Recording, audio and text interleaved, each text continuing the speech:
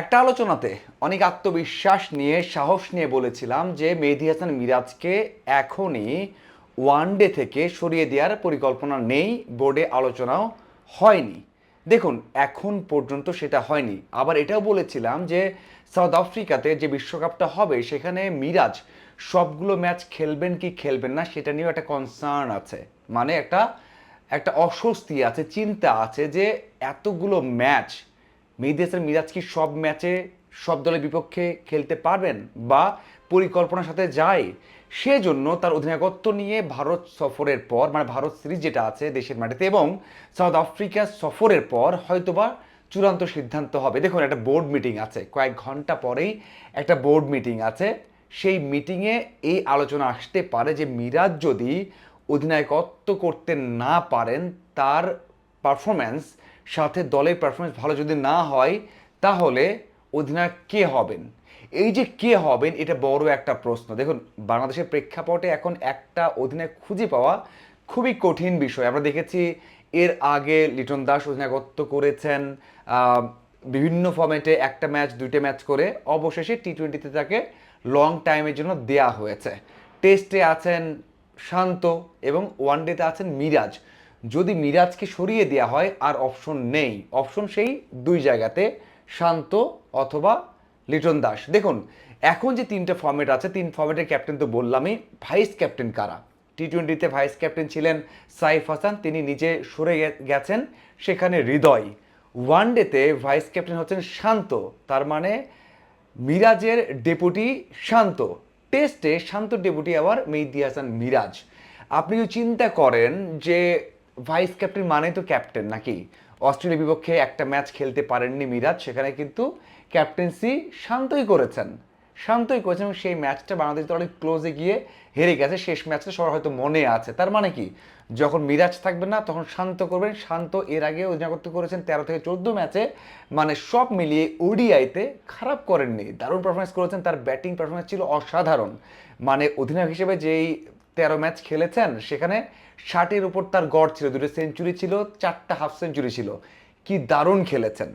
ওই যে ভালো করা, দল খারাপ করেছে কারণ তার বেশিরভাগ ম্যাচই ছিল দেশের বাইরে, মানে বেশিরভাগ ম্যাচ, মানে 80 ভাগ ম্যাচই ছিল দেশের বাইরে, সেটা কিন্তু খারাপ করেছে। দেশে থাকলে হয়তো বা সিরিজ জিততেন, মিরাজের মতো রেকর্ড হতো, কারণ দেশে আমরা সিরিজ জিতি। তো সেই দিক থেকে বলা যায় দেশের বাইরের চ্যালেঞ্জ সাথে হচ্ছে শান্তর পারফরমেন্স শান্তকে এগিয়ে রাখছে।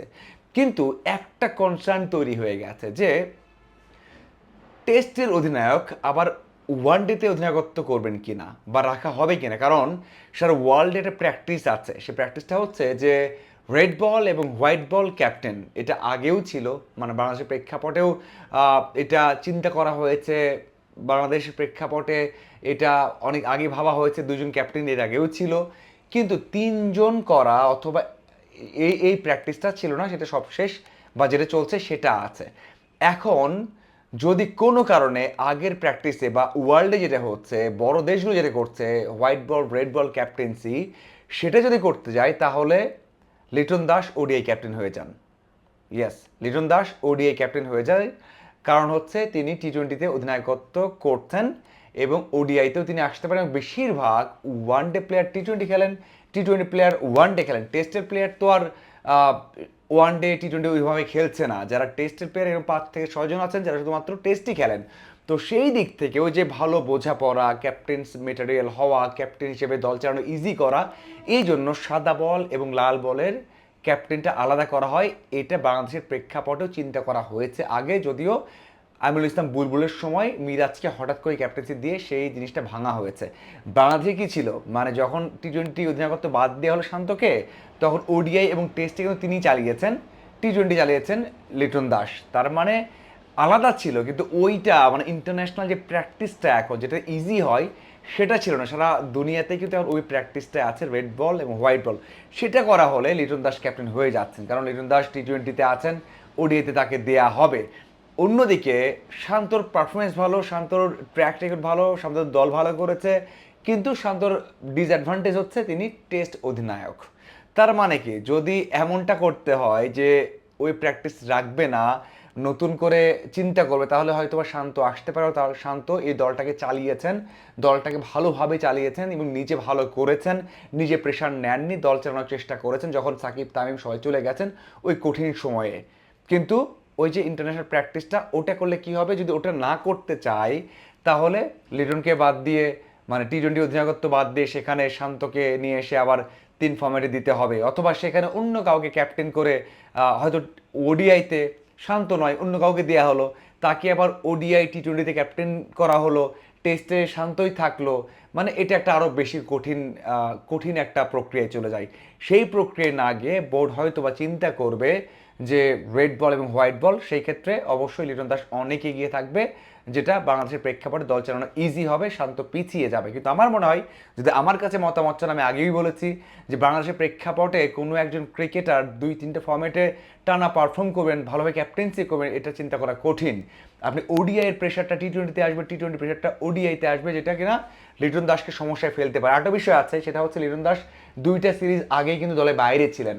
মানে কেন ভাইস ক্যাপ্টেন শান্তকে করা হয়েছে, কারণ লিটন দাস দলে নিয়মিত তখনও হননি, এখনও ওই লেভেলের পারফরমেন্স করেননি। যে আপনি খেয়াল করে দেখেন, সবশেষ যে বাদ পড়েছিলেন 6টা ইনিংসে মানে 8 বা 9 রান করেছিলেন, 5টাতে বা 4টাতে ডাক ছিল, একটাতে 1 ছিল, একটাতে 2 ছিল বা 3 ছিল, মানে 6 ইনিংসে 7 রান করেছিলেন।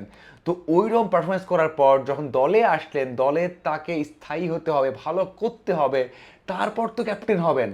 সেটাই তো এখনো করেননি। মানে এখনো তো লিটন দাস ওডিআইতে নতুন করে এসে পায়ের নিচে মাটিতে শক্ত করেননি, তাহলে কেন এখন তাকে নিয়ে ওডিআই ক্যাপ্টেন্সি চিন্তা করা হচ্ছে? যদি এটা হয়, আমার মনে হয় এখনই বাড়াবাড়ি করা হবে এবং লিটনের উপরেও একটা প্রেশার ফেলা হবে বা চাপ দেওয়া হবে, কারণ 2 ফর্মেটেই বাংলাদেশের প্রেক্ষাপটে বড় প্রেশার নিয়ে পারফর্ম করে যাওয়া টাফ বিষয়।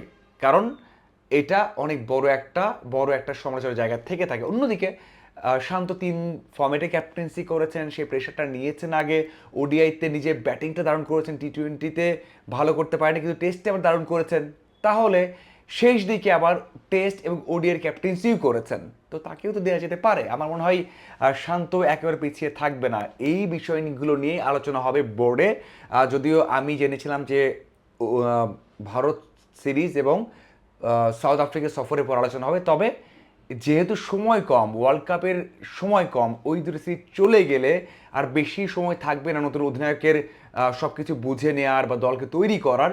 সেই দিক থেকে হয়তো বা আগে ভাগে আলোচনা সেরে রাখতে পারে বোর্ডে, যে কোনো কারণে ইন্ডিয়া সিরিজে বাংলাদেশ দল খারাপ করলে, মিরাজ খারাপ করলে যেন দ্রুত সিদ্ধান্ত নিয়ে থাকলো ওখানে এক্সিকিউট করা যায় বা ওখানে শান্ত অথবা লিটনকে বসানো যায়। আপনাদের কি মনে হয়, কাকে ক্যাপ্টেন্সি দিলে ভালো হবে?